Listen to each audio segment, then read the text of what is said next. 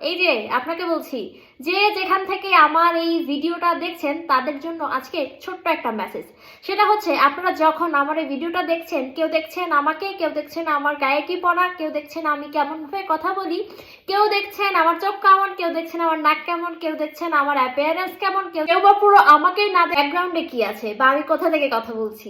এই যে যতগুলো মানুষ আমাকে দেখছে, এখানে প্রত্যেকটা মানুষের কিন্তু এক একটা দৃষ্টিভঙ্গি এক এক রকম। কেউ আমার কথা শুনে মনে বলবে যে না আমি এটা ভালোভাবে কথা বলছে, কেউ আর বলবে যে না আমি এটা কথা বলতেই জানে না, কেউ বলবে যে খুবই গুরুত্বপূর্ণ কথা বলছে, কেউ বলছে ফালতু একটা টপিক নিয়ে চলে আসছে। এখানে প্রত্যেকটা মানুষের দৃষ্টিভঙ্গি ডিফারেন্ট।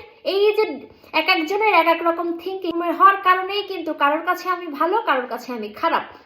এই যে আমি যখন আপনাদের কাছে কারোর কাছে ভালো এবং কারোর কাছে খারাপ, এই জিনিসটা সেম জিনিসটাই আমাদের সবার সাথে হয়।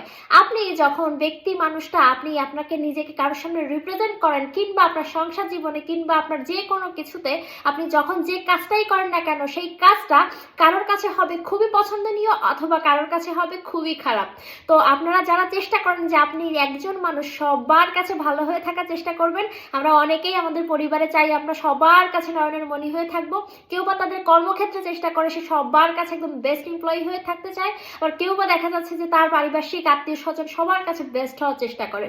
আসলে কি জানেন, একটা মানুষ কখনোই সবার কাছে ভালো হতে পারে না, এটা হয়ও না, এটাই সৃষ্টিকর্তার নিয়ম। স্বয়ং যে সৃষ্টিকর্তা সে নিজেই সবার কাছে ভালো না। সৃষ্টিকর্তা যখনই আপনাকে একটু কিছু কম দেয় তখনই দেখবেন আমরা ক্লেম করি তুমি এত নিষ্ঠুর কি করে হতে পারলে, বা তুমি আমার সাথে কেন এগুলো করছো। স্বয়ং সৃষ্টিকর্তা যেখানে সবার কাছে ভালো হতে পারেনি, আপনি কি করে ব্যক্তি মানুষ কি করে সবার কাছে ভালো হবেন। তো যারা চেষ্টা করছেন সব সময় সবার কাছে ভালো হতে পারবেন, আসলে এটা কখনোই পারবেন না। আপনি আপনার মন মতো কাজ করে যান, আপনি আপনার মেন্টাল স্যাটিসফ্যাকশন যেখানে আছে, আপনার মন কি চায় সেটাকে প্রায়োরিটি দেন, দেখবেন নিজে ভালো থাকলে আপনার আশেপাশে সবাইকে ভালো রাখতে পারবেন। আর সবাইকে ভালো রাখতে যে আপনি নিজেই যখন ভালো থাকবেন না, তখন দেখবেন কিছুদিন পরে জীবনের প্রতি যে স্বাদ আহ্লাদ এগুলো সবই উঠে যাবে। এই জীবনের প্রতি যে মায়া বা বাঁচার যে ইচ্ছা সেটাই দেখবেন একসময় চলে যাবে।